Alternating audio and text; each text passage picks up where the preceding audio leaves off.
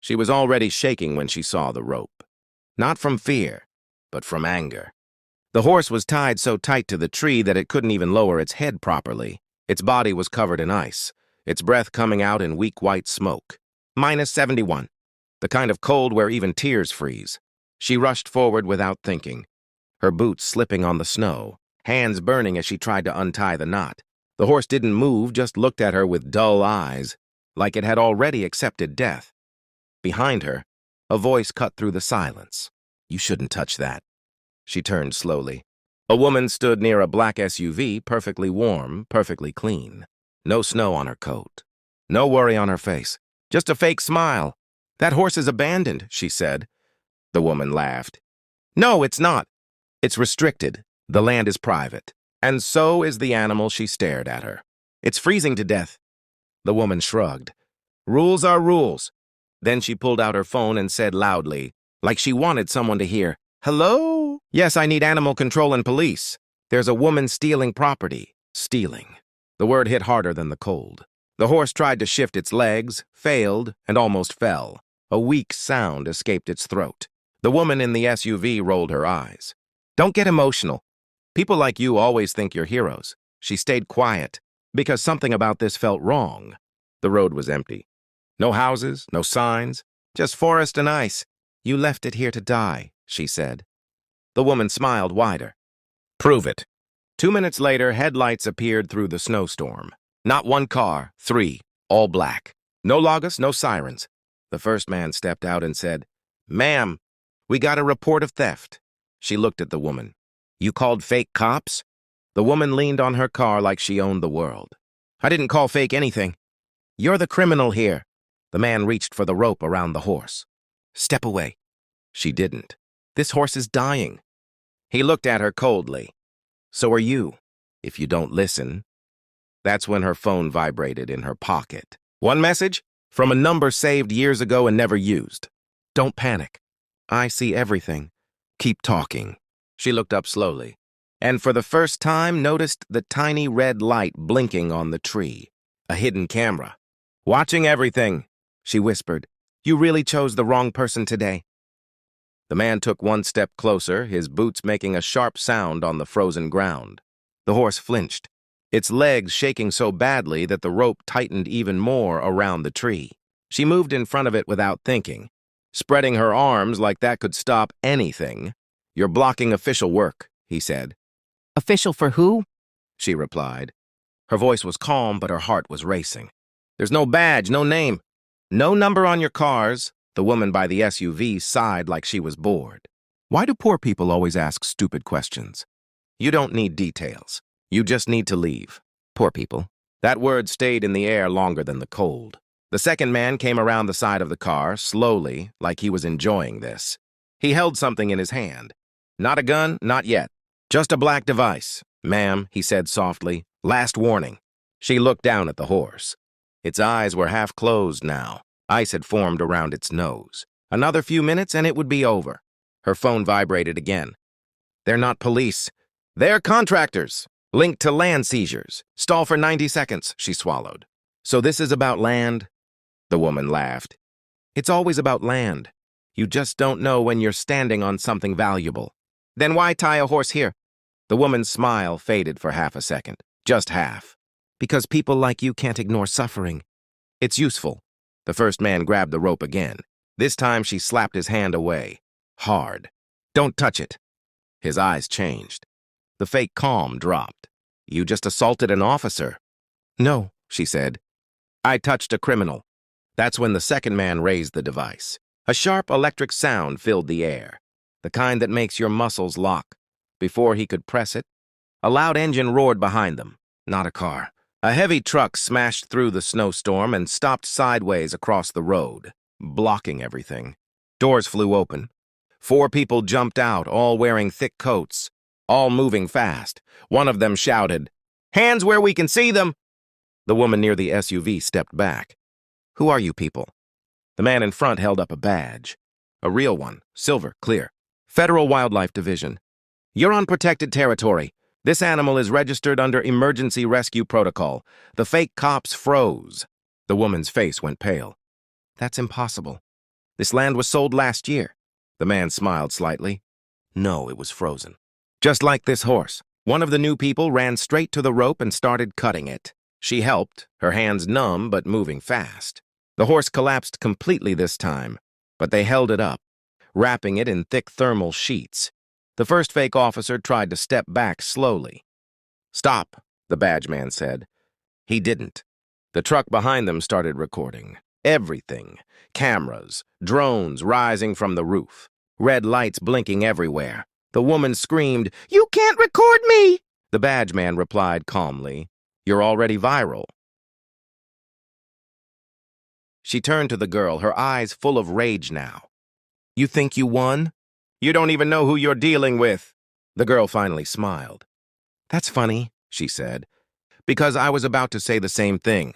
Her phone vibrated one last time. "Good job! Stay still. This was the test," she whispered under her breath. "Test for what?" The man with the badge looked at her, confused. "What test?" Before she could answer, another message came. "To see if you'd save the horse, even when it meant losing everything." And that's when she realized something terrifying. This was never about land, never about the horse. It was about her. She felt the cold again. Not on her skin, but inside her chest. The kind of cold that comes when you realize you were never a random person in a random place. The badge man looked between her and the woman near the SUV. "Test?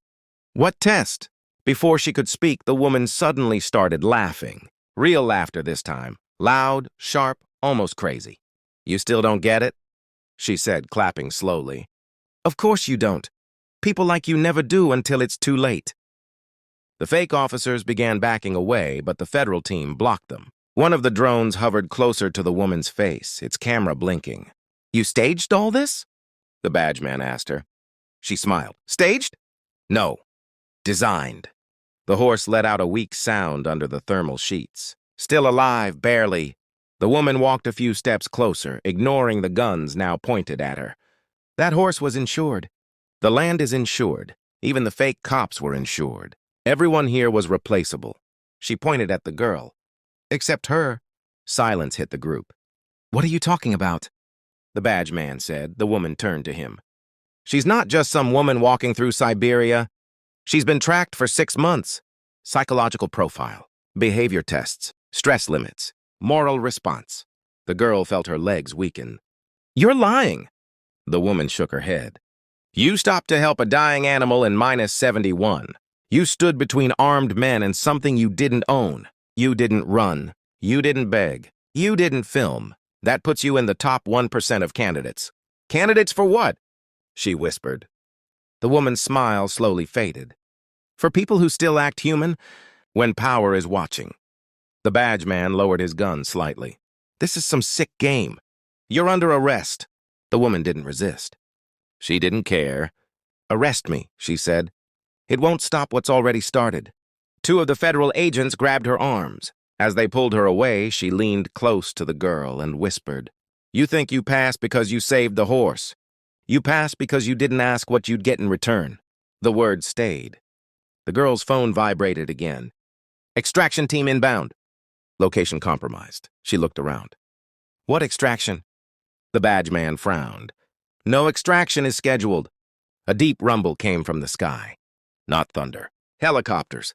3 of them appeared through the storm, flying low and fast. No flags, no markings. The federal team looked confused. "Those aren't ours." The choppers landed hard in the snow. Men jumped out dressed in dark gear, faces covered. They didn't aim at the fake cops. They aimed at everyone. "Get down!" someone shouted. The girl felt a hand grab her arm and pull her behind the truck. Bullets didn't fly. But the tension was worse. Every weapon was locked on every other weapon. One of the masked men spoke through a speaker. His voice was calm. "Target confirmed. Civilian female. Do not resist." The badge man stepped forward. "Under whose authority?" The man replied, "Authority doesn't need names anymore." The girl stood up slowly. "You're here for me." The masked man nodded. "You triggered all moral markers. You qualify." "Qualify for what?" she asked again. "For a world that's about to lose people like you." The woman in cuffs laughed in the background. "Told you. You're not special because you're strong. You're special because you care, and that's rare now. The girl looked at the horse being lifted into the rescue truck. Alive. Safe. She thought about walking away. Then the masked man said, "If you leave now, the next test won't involve animals. It'll involve people." That's when she understood the real twist. This wasn't a rescue story. This wasn't about justice. It was recruitment. And the world was so broken. That kindness had become a weapon. She didn't answer right away. The wind howled between the helicopters, throwing snow into her face, but she barely felt it. All she could hear was that one line repeating in her head. Kindness had become a weapon. "If I say no?" she asked quietly. The masked man didn't move. "Then you walk away. You go back to your normal life, and you live with what you saw here. And if I say yes, then your normal life ends." The badge man stepped in front of her. "Don't listen to them. This is illegal. You can't just take people." The masked man looked at him. "We're not taking her. We're offering her the truth." The woman in cuffs suddenly stopped laughing. She looked serious for the first time. "They won't tell you the whole thing." "They never do." The girl turned to her. "Then you tell me." The woman took a deep breath. "There's a system running under everything you know. Governments, companies, armies, all controlled by people who stopped caring a long time ago. These people," she nodded at the masked men, "they don't fight that system. They filter it." "Filter what?" "Humans. Silence again. They test millions." The woman continued. "Most fail. Not because they're evil, because they're tired, scared, numb. They walk past suffering every day and call it survival." The girl thought about how easy it would have been to just keep walking past the horse. "So you create fake problems to find good people?" she asked. The masked man corrected her. "We reveal real people through fake problems." The badge man shook his head. "This is insane." The girl looked at the horse one more time. It was being loaded into the truck, still breathing. Still alive because she didn't ignore it. "What happens to me if I go with you?" she asked. The masked man finally removed his mask. He looked normal. Tired eyes, small scar on his cheek, nothing special. "You disappear," he said. "New name, new records, no social media, no home, no safety. And what do I do? You go where suffering is hidden. You don't fix systems. You save moments. One person, one choice, one life at a time." The woman in cuffs whispered, "They turn empathy into a job." The girl felt sick. "Why me?" she asked again. The man answered honestly. "Because you helped when no one was watching. And because you didn't ask for a reward." She closed her eyes. All her life she thought being good was simple. Help when you can. Walk away when you must. But now she saw the truth. The world didn't need more heroes. It needed witnesses who refused to look away. She opened her eyes. "If I go, can I ever come back?" The masked man shook his head. "Not to who you were." The woman smiled sadly. "That's the real price." The girl took one step toward the helicopter, then stopped. "What about the people who set this up? People like her?" The man replied. "They get exposed. Slowly, publicly, legally." She looked at the woman. "So you lose?" The woman shrugged. "I already lost. I just didn't know when." The girl finally stepped forward. "I'm not doing this because I'm brave," she said. "I'm doing it because I'm tired of pretending not to care." The man nodded. "That's exactly why you're dangerous." As she climbed into the helicopter, her phone buzzed one last time. No message this time. Just a blank screen. The engine started. The door closed. And somewhere below, in the frozen forest, a woman who tried to use suffering as a tool watched her biggest asset fly away. Not captured, not forced, chosen. The helicopter lifted into the storm, its lights fading into the white sky. Below, the forest swallowed everything. The SUV, the cameras, the lies, even the woman in cuffs. It all became small, quiet, like it never mattered. Inside, no one spoke. The girl sat with her hands in her lap, still shaking, not from fear now, but from the weight of what she had done. She didn't feel heroic. She felt empty, like she had just buried her old life without a grave. The man across from her finally spoke. "First rule, you don't save the world." She looked at him. "Then what's the point?" He replied, You make sure the world doesn't completely forget how to feel. They flew for hours. No windows, no clocks. Just sound and darkness. When they landed, the doors opened to a massive underground hangar. Not futuristic, not shiny, just real.